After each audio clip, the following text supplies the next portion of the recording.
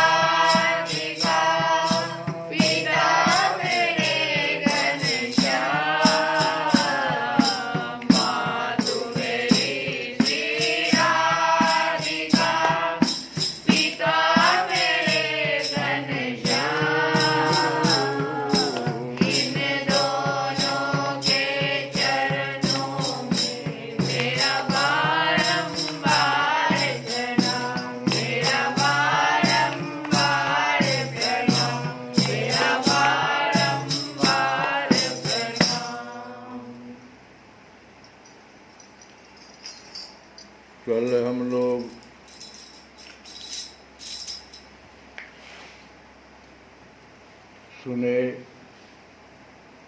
कि भगवान ने ध्रुव को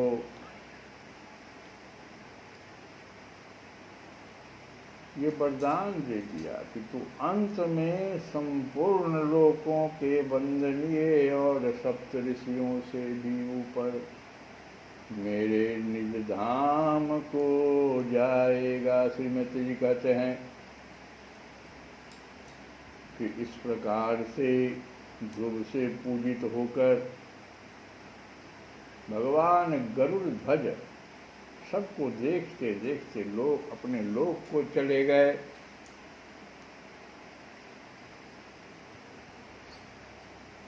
और ध्रुव जी अपने नगर को लौट गए।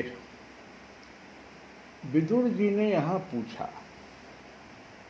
कि ब्राह्मण, मायापति श्री हरि का परम पद तो अत्यंत दुर्लभ है। विदुर जी देखो इतनी कथा को सुने, लेकिन उनका ध्यान देखो, यही है बड़े बड़े बड़े जो हमारे महर्षि हुए हैं, संत महात्मा हुए हैं, उनका बाहरी बातों से कोई मतलब ही नहीं रहता है। देखो क्या आप, यही बात ध्रुव जी को भी महसूस हुआ जो बात विदुर जी पूछ रहे हैं, और हम सबों को ये बात ध्यान रखनी चाहिए। सब हम लोग भगवान की पूजा करते रहते हैं, ये सांसारिक चीज़ों को नहीं मानना चाहिए, संकल्प नहीं लेना चाहिए। और यही बात विदुर जी पूछ रहे हैं कि मायापति श्रीहरि का परम पद तो अत्यंत दुर्लभ है और मिलता भी उनके चरण कमलों की उपासना से ही है। ध्रुव जी भी सारा सार का पूर्ण विवेक रखते थे। सार और असार दोनों का विवेक रखते थे ध्रुव जी, क्योंकि वो तो गाल में उनको छुआ दिया गया था। फिर एक ही जन्म में उस परम पद को पा लेने पर भी उन्होंने अपने को अकृतार्थ क्यों समझा? क्यों? ध्रुव जी तो प्रभु की चरण सेवा से संकल्पित वस्तु प्राप्त हो जाने के कारण संकल्प से तो ध्रुव जी निवृत्त हो गए, लेकिन उनका चित्त विशेष प्रसन्न नहीं हुआ और इसी अप्रसन्नता में वो चले आए अपने नगर में। प्रसन्न नहीं थे ध्रुव जी।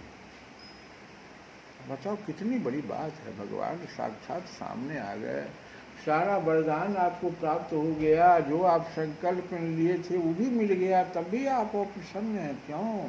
विचारणीय बात है। इसीलिए इसी को विदुर जी ने पूछ दिया। तो श्री मैत्रेय जी ने कहा कि ध्रुव जी का हृदय अपनी सौतेली माता के बागबानों से बिंध गया था तथा वर मांगने के समय भी उन्हें उनका स्मरण बना हुआ था। इसीलिए बात देखो, बहुत दूर तक आदमी को जो है ना, पूजा में भले ही आप बैठे, करता ना लोग माला फेरते रहते हैं, मन नहीं उधर रह जा पाता है, मन भाग जाता है कहीं दूसरे जगह जहां हम बहुत व्यथित हो गए। इतना 1000 वर्ष तक पूजा किया, एक पैर पर खड़े रह गए, आहार का भी त्याग किया, भगवान का भी दर्शन हो गया, तब भी वो माता जी का वो बात,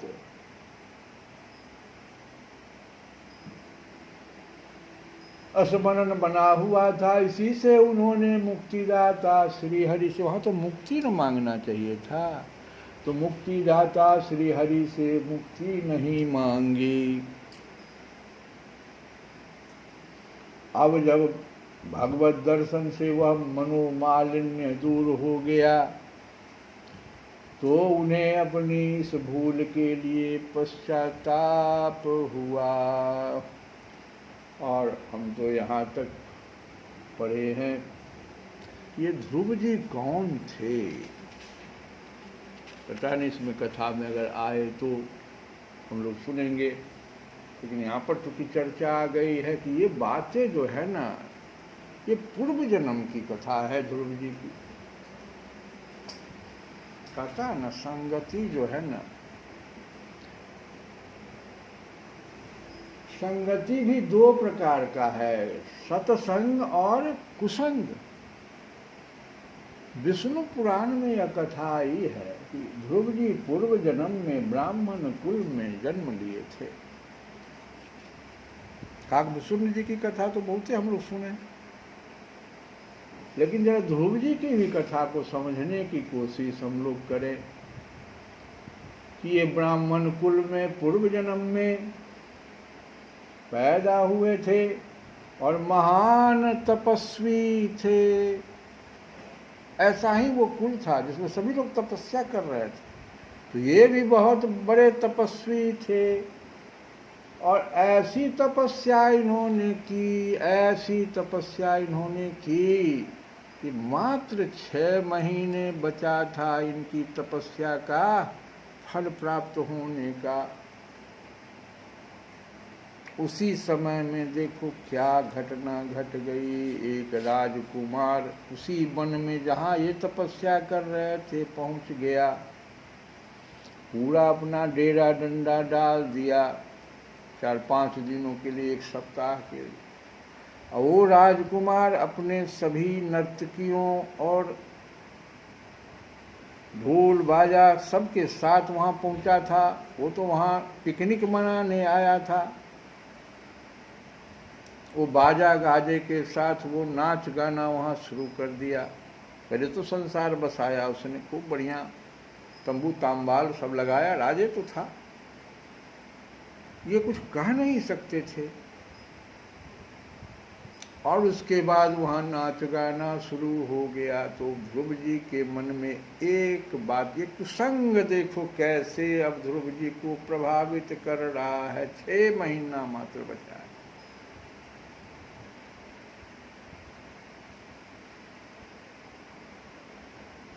क्षणिक कुसंग भी नाश कर देता है मनुष्य के सभी तपोबलों को। नाश तो कर नहीं पाया, लेकिन डिले कर देता है। 1 जन्म का डिले कर दिया। कुसंग से बचिए और सत्संग का फल देखिए। नारद जी का कुछ ही समय का संग ध्रुव जी को, कुछ ही समय का संग, और कहाँ से कहाँ फिर ले गया।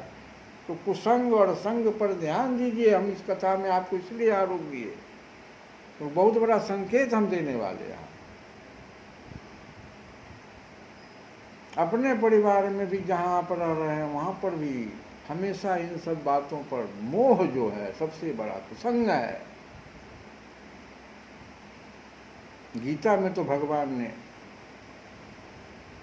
क्योंकि कामना का निवास मन और इंद्रियों में है, मोह वहीं से स्फुरन होता है। कामनाओं का जैसे स्फुरन होगा, मोह का स्फुरन होगा।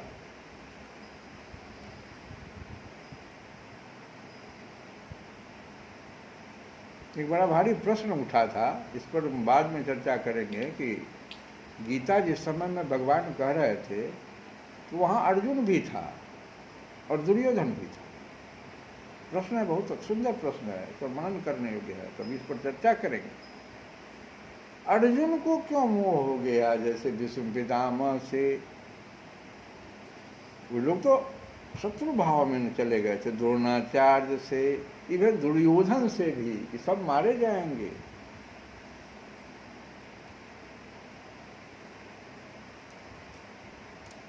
बहुत बड़ा प्रश्न है, यक्ष प्रश्न है। दुर्योधन को क्यों नहीं हुआ?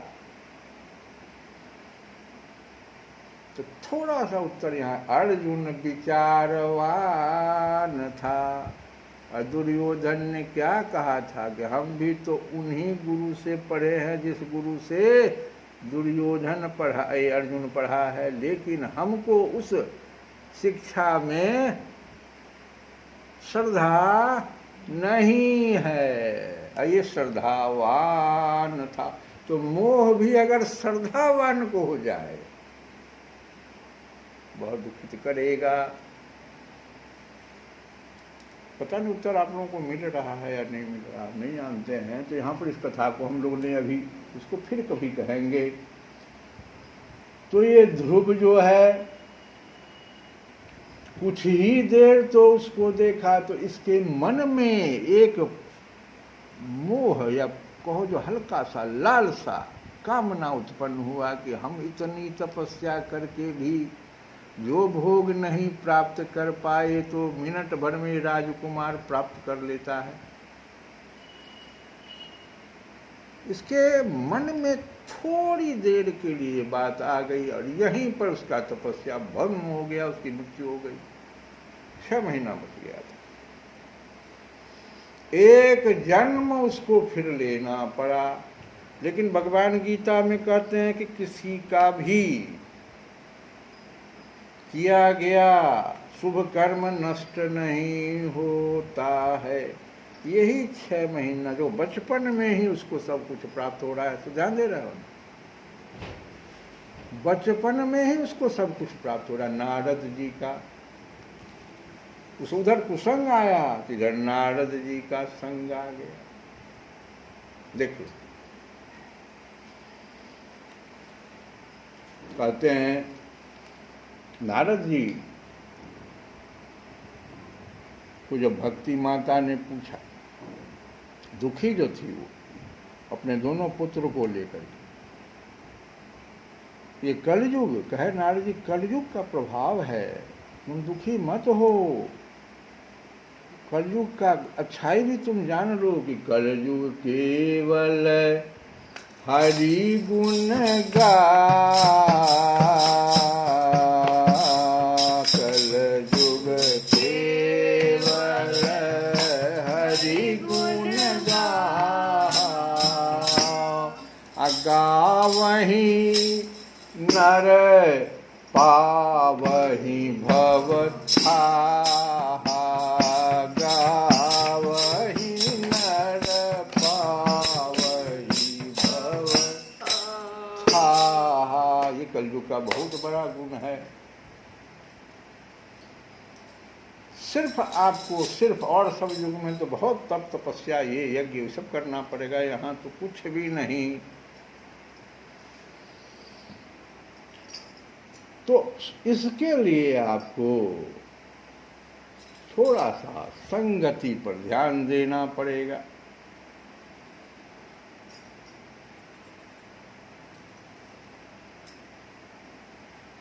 भक्ति माता ने नारद जी की वहाँ पर स्तुति की और वो कही, हे देवर्षि नारद आपकी जय हो। इतनी बड़ी बात, आप तो हमारे सारे दुख को हर लिए। हम तो बड़ा भयभीत थे कि आगे अब क्या होगा, कलयुग आ गया है। कलयुग के प्रारंभ में ही ये सारी बातें हो रही थी, लेकिन इतना छोटा सा मंत्र जो दे दिया नारद जी ने, कलयुग के विशेषता को जो बता दिया, और नारद जी ने इस ध्रुव की भी चर्चा कर दी कि देखो ध्रुव और प्रहलाद की कथा को सुनो। सिर्फ नाम के बल पर ध्रुव जी को वो जो मंत्र दिया था, सिर्फ उसी का नवगान करते थे। प्रहलाद जी को देखो, तो ब्रज के नंद लाला, भगवान का देखो, भगवान का नाम दो, ब्रज के नंद लाला, श्री राधा जी के सांवरिया, ब्रज के नंद लाला, श्री राधा जी के सांवरिया, सब दुख दूर हुए,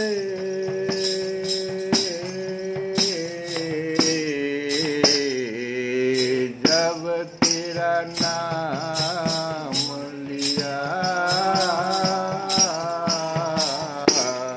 जब तेरा नाम लिया, ब्रज के नंद लाला, राधा जी के सांवरिया, सब दुख दूर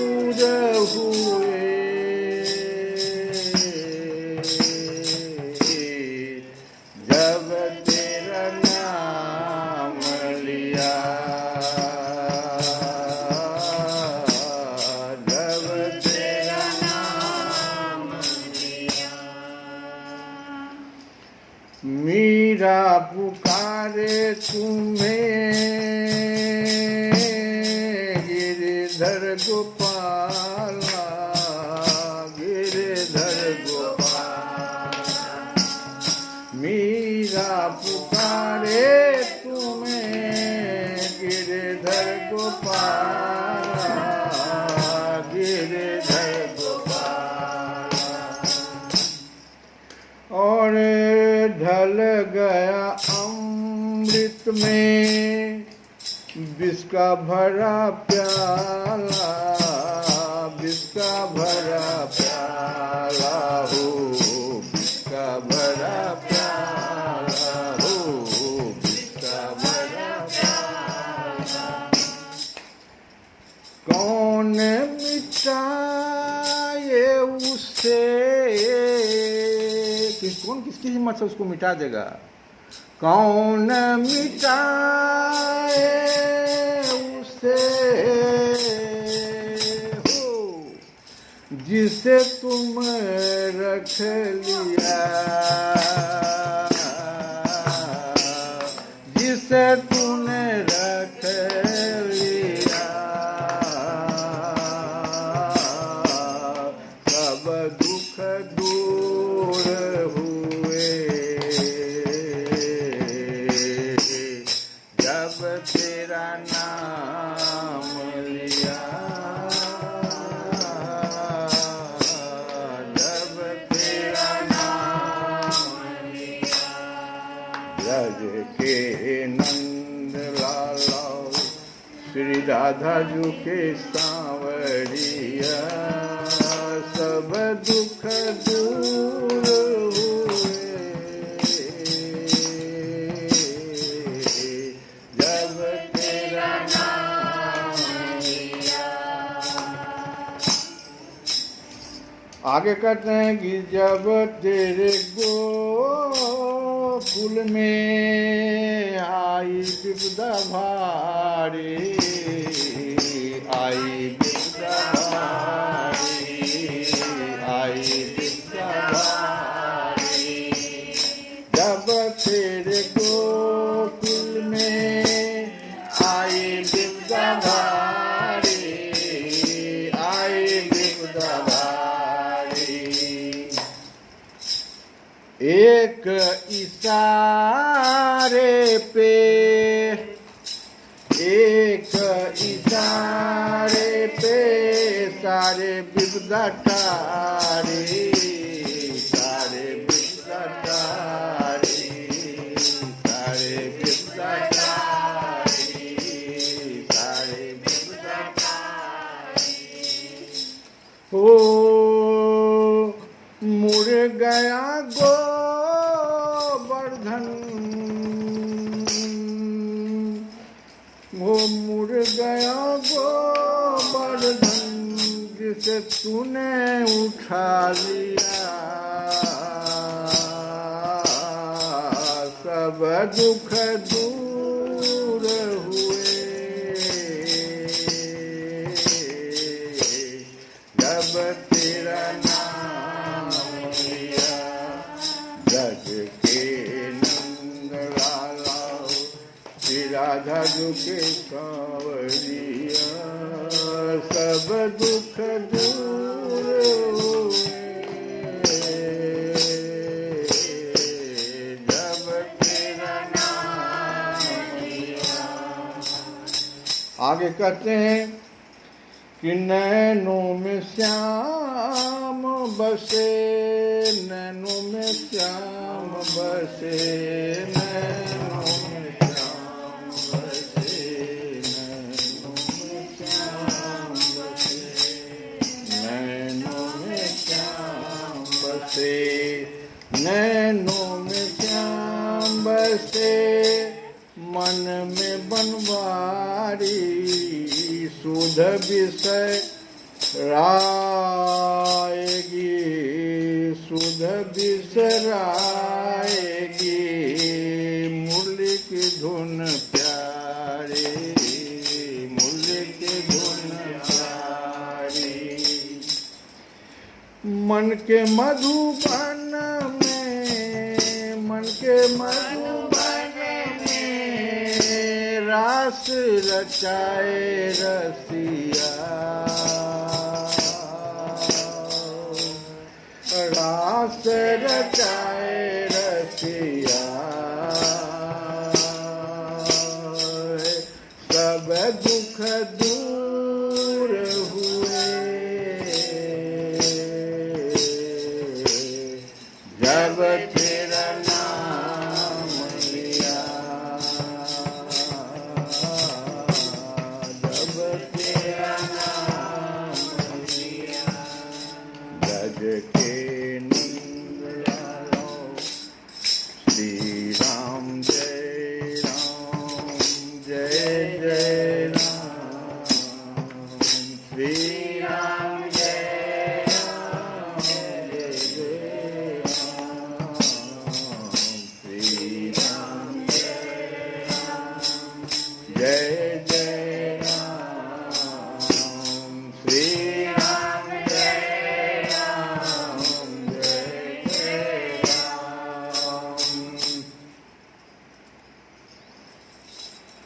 तो ध्रुव जी को जो ये पश्चाताप है, ये पूर्व जन्म की कहानी,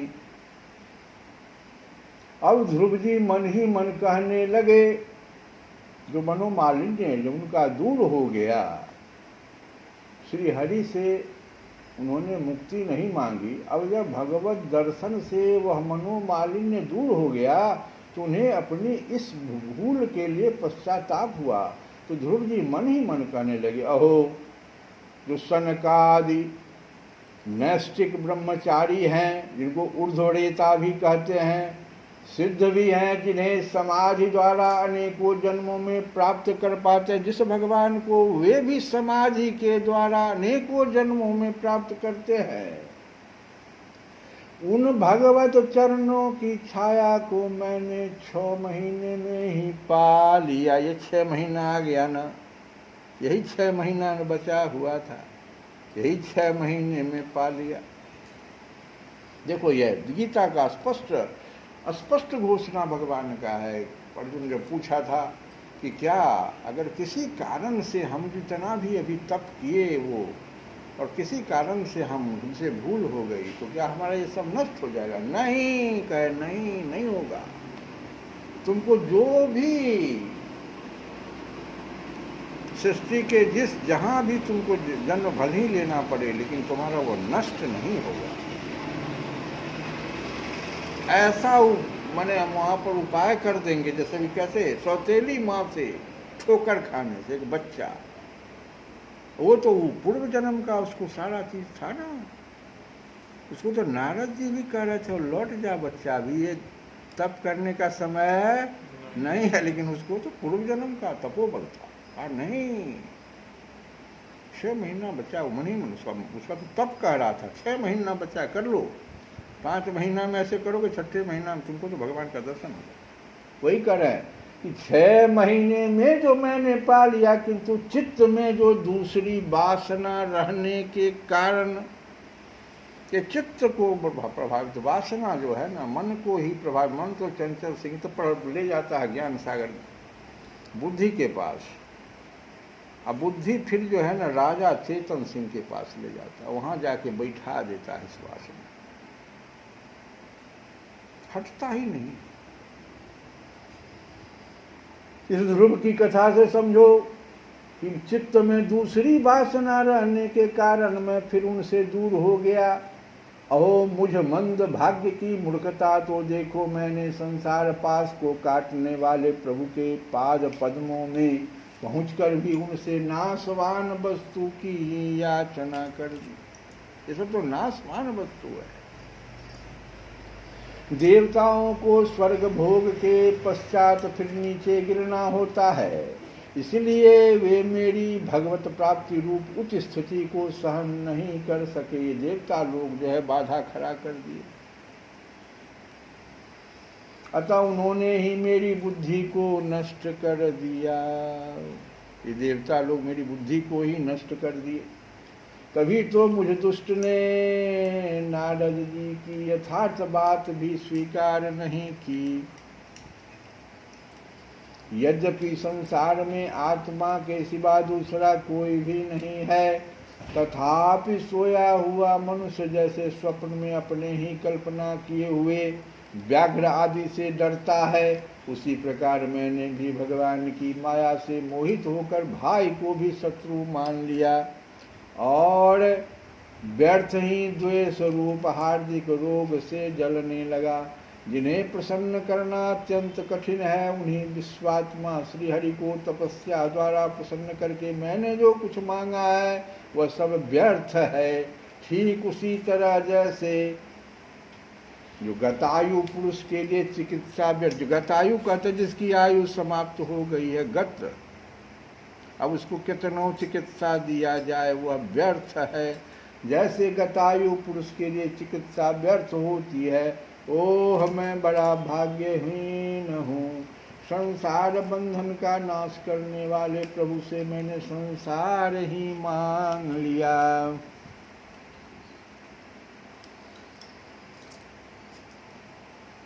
मैं बड़ा ही पुण्यहीन हूँ, मैं बड़ा भाग्यहीन हूँ, मैं बड़ा ही पुण्यहीन हूँ। जिस प्रकार कोई कंगला किसी चक्रवर्ती सम्राट को प्रसन्न करके उससे ठूस सहित चावलों की कन्नी मांग ले, उसी प्रकार मैंने भी आत्मानंद प्रदान करने वाले श्री हरि से मूर्खतावश व्यर्थ का अभिमान बढ़ाने वाले उच्च पद आदि ही मांगे हैं। श्री कृष्ण गोविंद रे मुरारी, हे नाथ नारायण वासुदेव।